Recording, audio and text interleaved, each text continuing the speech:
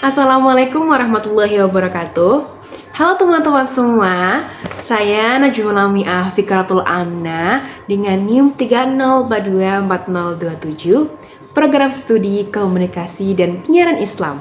Di video ini, saya akan membahas tentang salah satu dari kelima bahasa dakwah dalam hadis Nabi Muhammad SAW, yaitu bahasa sindiran. Esensinya adalah nasihat atau teguran yang soft selling, yang berarti membuat orang lain sadar tanpa merasa dipermalukan. Kemudian ada contoh hadis yang paling terkenal yang kayaknya semua orang tahu hadis ini, yaitu hadis innamal a'malu binniyah.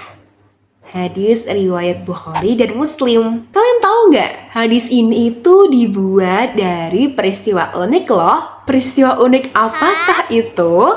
Yaitu ada seorang sahabat yang hendak berhijrah dari Mekah ke Madinah, tapi niatnya itu bukan karena Allah dan Rasulnya, tetapi niatnya seorang sahabat ini hendak atau ingin menikahi seorang perempuan yang bernama Ummu Qais.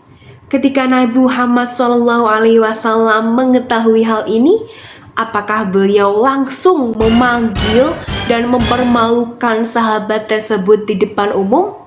Tidak sama sekali. Nabi Muhammad SAW justru menyampaikan pesan umum yang berlaku bagi setiap orang, yaitu sesungguhnya setiap amal itu bergantung pada niatnya. Maksudnya gimana tuh?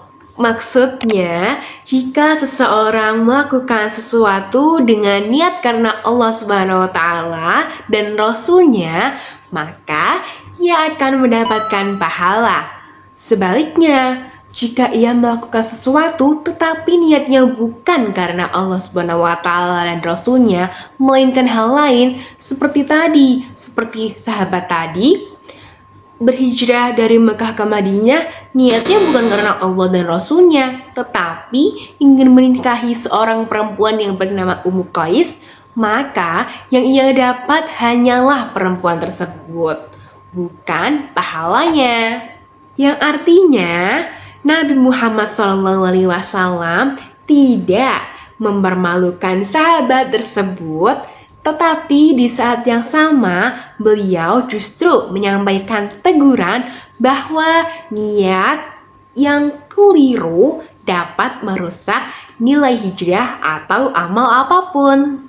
Nah, setelah kita memahami landasan hadisnya tadi, mari kita lihat bagaimana bahasa sindiran ini bisa kita terapkan dalam beretika media sosial saat ini. Ambillah contoh ketika kita melihat fenomena bahwa orang lain itu beranggapan pamer ketika kita memposting sebuah amal ibadah, misalkan cara kita berzikir dan lain-lain, atau sedekah, misalkan berarti membuat konten Jumat berkah. Nah, orang lain kan pasti akan beranggapan negatif.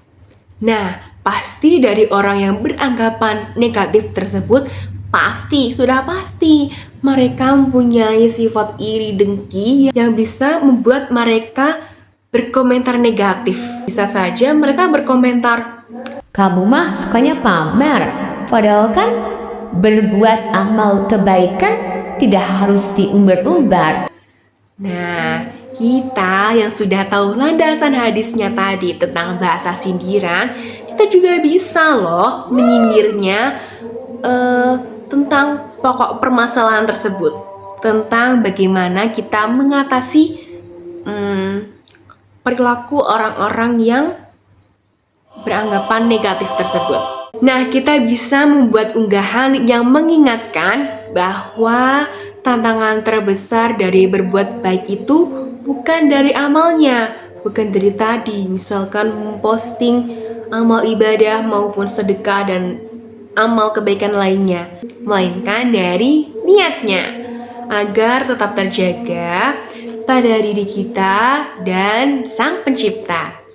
Dengan menggunakan kata ganti kita, itu sama halnya kita membuat ajakan refleksi bersama, sehingga orang yang tadi melakukan hal negatif tersebut akan merasa tersentil hati nuraninya dan tidak akan merasa bahwa dia diserang secara personal.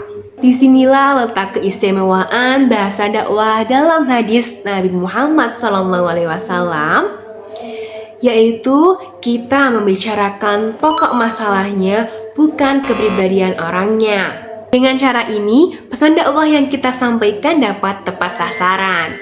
Dan yang terpenting, dengan penyampaian yang baik, kita dapat membuat kesadaran orang lain. Sebagai penutup, mari kita ingat bahwa dakwah yang disampaikan Nabi Muhammad SAW melalui bahasa sindiran ini memberikan pesan, ajaran yang penting bagi kita semua. Dakwah itu adalah seni berbicara, bukan menghakimi perbuatan orang lain. Tugas kita itu bukan menjadi hakim atas perbuatan orang lain, melainkan kita menjadi cermin bagi mereka untuk melihat kekurangan diri dengan cara yang paling santun. Sekian dari saya, semoga bermanfaat. Wassalamualaikum warahmatullahi wabarakatuh.